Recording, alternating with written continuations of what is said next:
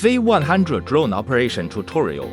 Open the box. Take out the product and accessories. Product configuration. Charge the battery before use. Connecting the battery.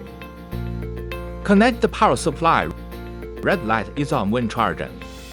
Turns off automatically when fully charged.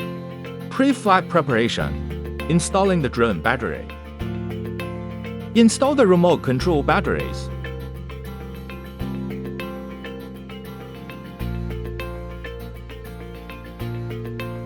Place the drone on a level surface. Press and hold to turn on the drone. Then turn on the remote control switch. The remote control will automatically align the frequency of the drone. Calibrate gyroscope with an external 8-bar pole. Push up the left stick to unlock the drone. Push up again to take off. One button to take off. Up. Descend. Rotate left. Rotate right. Forward. Backward. Left fly. Right flies.